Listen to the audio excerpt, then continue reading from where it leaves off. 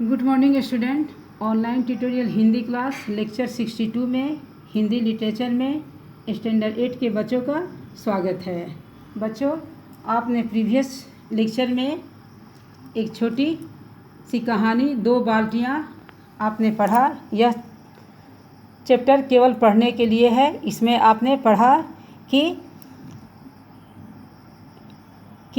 मनुष्य को केवल दूसरे में ही दोष नहीं ढूंढनी चाहिए, बल्कि उसकी अच्छाई को भी खोजनी चाहिए, क्योंकि कोई भी मनुष्य ऐसा नहीं होता जिसमें गुण और दोष न हो। सभी में कुछ विशेषताएं भी होती हैं और कुछ दोष भी होती हैं। हमें केवल दूसरे को दोष को नहीं ढूंढना चाहिए, बल्कि उसकी अच्छाइयों को भी देखना चाहिए। आज हम लेक्चर 62 में हिंदी लिटरेचर में चैप्टर 5 गंगा की विदाई पढ़ेंगे। यह एक कविता है। इस कविता के कवि हैं माखनलाल चतुर्वेदी। बच्चों, सबसे पहले आप कवि का परिचय पढ़ेंगे माखनलाल चतुर्वेदी के बारे में। आधुनिक हिंदी कविता की चेतना की नई दिशा देने में माखनलाल चतुर्वेदी का यथाशक्ति योगदान रहा है। इनका जन्म मध्य प्रदेश के बाबई नामक ग्राम में हुआ था। ये एक भारतीय आत्मा के नाम से साहित्य रचना करते थे। सादा सरल जीवन व्यतीत करने वाले चतुर्वेदी जी की कविताओं में राष्ट्र प्रेम खूब झलकता था। तो बच्चों, आपने यहाँ पढ़ा कि माखनलाल चतुर्वेदी, इनका जन्म 1889 यानी 1889 में हुआ था और 1968 यानी 1968 में इनकी मृत्यु हुई। इनकी कविता में राष्ट्र प्रेम झलकता है। भारत के स्वाधीनता संग्राम के सिलसिले में ये कई बार जेल गए और इन्होंने वहाँ भी कविताएं लिखी। इनकी प्रमुख रचनाएं हैं युगचरण, समर्पण, वेणु, लो गूंजे धरा, ये कहानी संग्रह है। अमीर इरादे, गरीब इरादे, समय के पाँव, चिंतक की लाचारी, ये निबंध संग्रह है। हिम तरंगिनी, इसके लिए उन्हें साहित्य अकादमी पुरस्कार भी मिला। माता, एक काव्य संग्रह आदि है। सागर विश्वविद्यालय ने इन्हें डी लिट की मानद उपाधि से विभूषित किया। तो बच्चों, आपने माखनलाल चतुर्वेदी के बारे में आपने पढ़ा जाना। अब हम इनके द्वारा लिखित कविता गंगा की विदाई पढ़ेंगे। गंगा का नाम बच्चों आपने सुना है। ये भारत की पावन नदी है। गंगा हमारे देश की संस्कृति की आत्मा है। यह पतित पावनी और करोड़ों मनुष्यों की उद्धारक है। गंगा को हम पतित पावनी कहते हैं, यानी कि ये सबके पापों को दूर करने वाली और करोड़ों मनुष्यों की ये उद्धारक है। इनका जल मृत संजीवनी है। गंगा का जल को हम मृत संजीवनी कहते हैं। ऐसी महान गंगा को मिथकों ने हिमालय की पुत्री माना गया है। गंगा का उद्गम स्थान गंगोत्री है, जो हिमालय से निकलती है। इसलिए इनको हिमालय की पुत्री माना गया है, क्योंकि हिमालय की गोद से ही गंगा निकलती हैं। जहाँ से गंगा निकलती हैं उस स्थान को हम गंगोत्री बोलते हैं। गंगा को स्वच्छ एवं निर्मल बनाए रखना हम सबका परम पुनीत कर्तव्य है। बच्चों, अब हम कविता को पढ़ेंगे।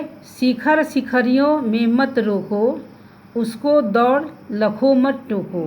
लौटे यह ना सधेगा रुकना, दौड़ प्रकट होना फिर छुपना।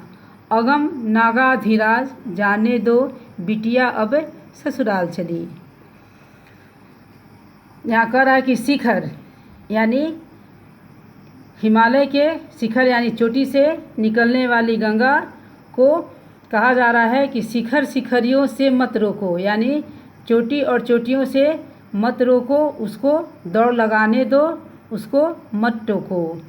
यह अब लौटेगी, यह ऐसा नहीं होगा, न अब रुकेगी न यह लौटेगी। दौड़ प्रकट होना फिर छुपना, गंगा हिमालय से निकलती है, दौड़ लगाती है, तो यह कभी प्रकट होती है और कभी छुपती है।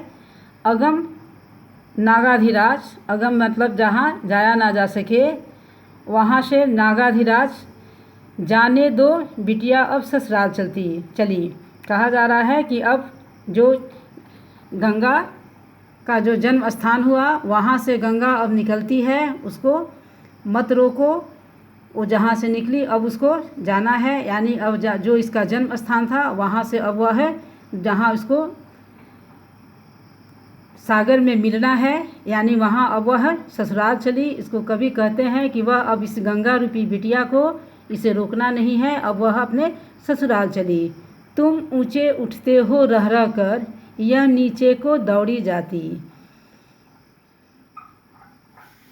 तुम देवों से बतियाते, यह भू से मिलने को अकुलाती।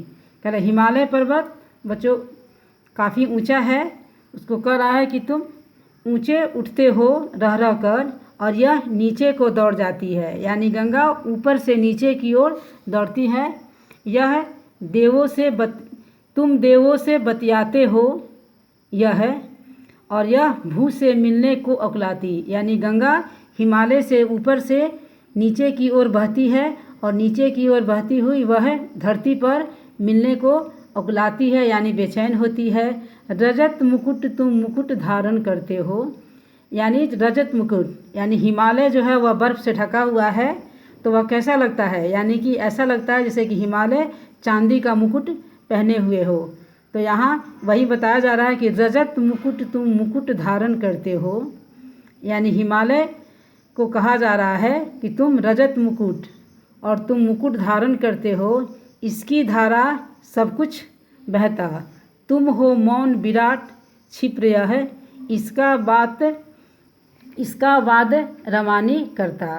तुमसे लिपट लाज से सिमटी, लज्जा बिनत निहाल चली। अगम नागाधिराज जाने दो बिटिया अब ससुराल चली। तो बच्चों हिमालय में गंगा के बारे में कहा जा रहा है कि यह हिमालय को पिता के रूप में तथा गंगा को उसकी पुत्री के रूप में दर्शाया गया है। कलकल बहती हुई गंगा के प्राकृतिक उपमानों की एक कन्या समक्ष रख कवि ने इसे जीवंत बताया है कि गंगा को एक कन्या के रूप में मानकर कि जैसे कन्या अपने पिता के घर जन्म लेती है और वह दूसरे जगह जाकर यानी उसकी शादी होती है और वह अपने ससुराल जाती है, तो यहाँ कवि ने उसी प्रकार गंगा को हिमालय की पुत्री बताकर कहता है कि गंगा भी अब अपने पिता के घर न रहकर वह सागर में मिलने के लिए व्याकुल है। वह ऊपर से नीचे की ओर बहती हुई वह धरती में मिलने के लिए वह बेचैन है।